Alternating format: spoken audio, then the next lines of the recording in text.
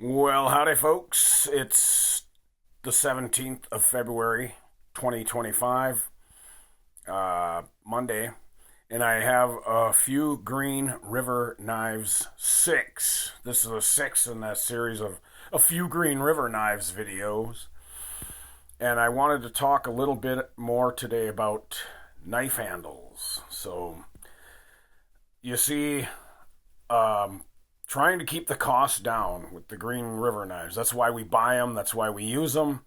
We're trying to keep the cost down. So I've seen a few videos where people are spending a lot of money on handle material and things of that nature. And it's cool. You do what you want. Handle material is purely subjective. My personal favorite handle material of all time is right there, paracord. And I got it on my Bowie here. So, very inexpensive. It requires no tools, no glues, no pins, no nothing to put it on. All you need is to know how to tie a whip knot, as you can see right on both of these examples. That's what I have. A couple of whip knots. This one's done in canvas micarta. Can't say I like canvas micarta much. Put a whip knot of 550 paracord on that handle, and I love it all over again. So, and here is a kitchen knife because one of the problems with paracord, like with this kitchen knife that's been in my family since 2009. It's a kind of a go-to knife for everybody in the kitchen drawer. The problem with it is that you're running it through the dishwasher, you're washing it in the sink, and etc. And as you can see, what happens, as you could probably guess, water gets underneath there and rusts the knife. It starts rusting it. So what I did to solve the problem was very, very simple. I just got myself a can of red oxide primer. And I sprayed down the handle of the knife with the red oxide, a couple of coats, put a little satin finish on there. You don't have to put the finish on there if you don't want to, but I had it handy, so I went ahead and did it. That stops the rust. That's because the paracord, that's the problem with the paracord. The water's going to get underneath it, blood, gore, whatever you're using the knife for. If you're dressing out animals in the field or whatever, that stuff's going to soak into the paracord. It's going to get up against the metal and it's going to rust it. So you solve that problem simply by doing up the handle in red oxide or some kind of paint that's going to stay on there really good. So that's how I solved that problem. Now, as I was saying, one of the problems with the Green River knives is the handles. Buying expensive materials for your Green River knife. Like this one here is chironite, and it's very pretty stuff. Got it all shiny and beautiful, and it really is decorative and beautiful.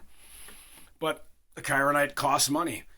They're, $10 a slab, $10 per side to do one of these. So you got $20 invested in a handle that is the knife, I think, costs $17.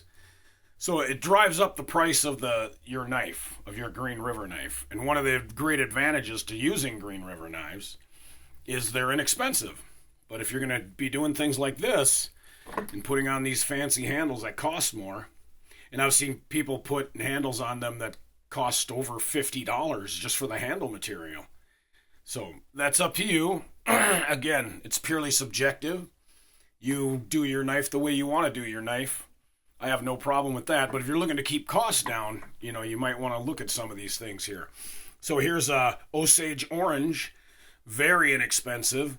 And then as you can see, the pins that I used for this Osage Orange handle are just some old drill bits, which are better than straight pins anyway.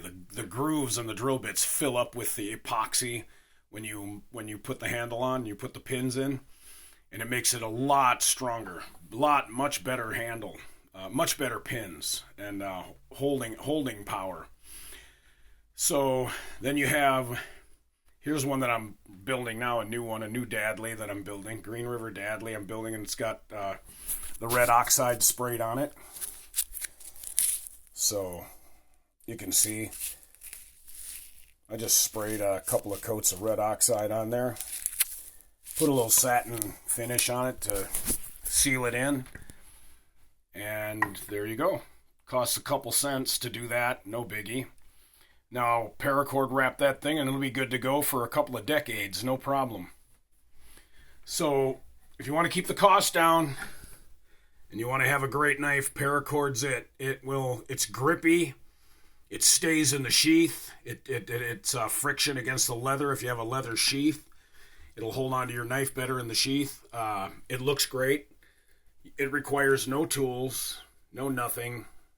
And that's my favorite way to do it is 2 whip knots, one on the bottom, one on the top. And it's the perfect grip and the perfect thickness for me. The paracord doesn't go anywhere. It doesn't break. It doesn't slide. It's there for life. It's there for as long as you want it. So, then here's another one. Here's this. This is linen micarta, and this is beautiful. It's layered, and it's got all these really great colors in it, blue and black, and it's a really beautiful, pretty thing. But there again, you're driving up your cost. You're gonna do $10 a side, $10 a piece for the scales to put that handle on there. So you're looking at $20 on a Green River Hunter, which I think I bought the blank for $12. So again, you're driving up the cost, but that's up to you. Your handle material is purely subjective. Do it the way you want to do it. But if you're going to go with paracord, like I love to do, break out the red oxide and coat the handle, coat the tang so that it doesn't rust on you. And happy knife building, y'all.